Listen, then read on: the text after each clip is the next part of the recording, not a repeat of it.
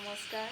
আজি আমি বাই ভনী দুইজনীয়ে কামত লাগি আছোঁ। যিহেতু গম পাইছে মা অকণমান অসুস্থ, যিহেতু এতিয়া কৰ্ম কৰিবই লাগিব, হয়নে নহয়? মাক অকণমান জিৰণি ল'ব দিছোঁ।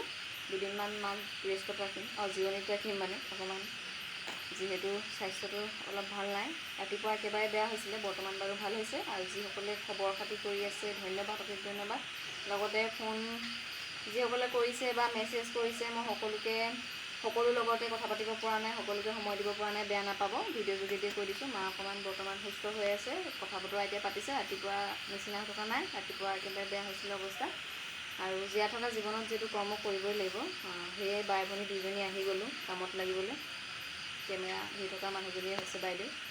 আৰু এয়া বেছিদিন থৈ দিলে চকৰি জগি যাব, গম পায়ে সকলোৱে।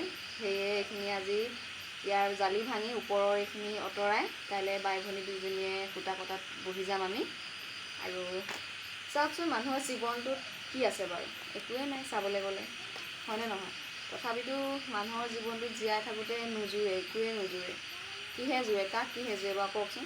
জীয়াই থাকোঁতে এইবোলে চব মোকেই লাগে, মাটি বাৰীও মোকেই লাগে, টকা পইচাও মোকেই লাগে, সা সম্পত্তিও মোকেই লাগে। কিন্তু কিবা এটা হ'ল বুলি ক'লে তৎক্ষণাতে আমি গোটেই পৃথিৱীখন এৰি গুচি যাব লগা হয় নহয়।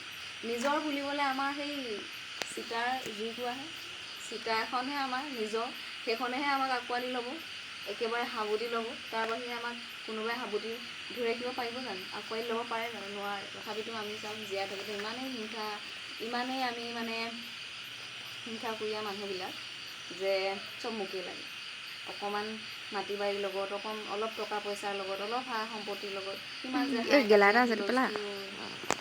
এনেই মানুহৰ জানো বেয়া পোৱা পুৰি হয়? হিংসাবিলাক আহে জানো? কিয় আহে? কাৰোবাৰ উন্নতি দেখি আহে, কাৰোবাৰ টকা পইচা হোৱা দেখি আহে, কোনোবাই সফল হৈছে মই হ'ব পৰা নাই বুলি আহে। কিন্তু জীৱনটোত যদি আমি চাবলৈ যাওঁ, আমাৰ জীৱনটোত কি আছে বাৰু? চাওকচোন, একোৱেই নাই। এইটো নিচিনা হ'লেও আমি সুখী নহয় নহয়।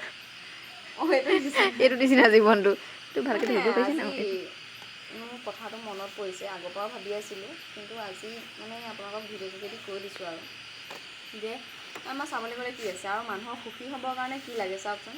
এগালমান টকা পইচা, এগালমান সা সম্পত্তি, অট্টালিকা নালাগে নহয়। মাথো ৰ'দ বৰষুণৰ পৰা নিৰাপত্তা পাবৰ কাৰণে এটা ঘৰ লাগে, চলিব পৰাকৈ, খাই থাকিব পৰাকৈ হ'লেই হ'ল আৰু। তাৰ বাহিৰে মানুহৰ জীৱনত আৰু কি লাগে কওকচোন?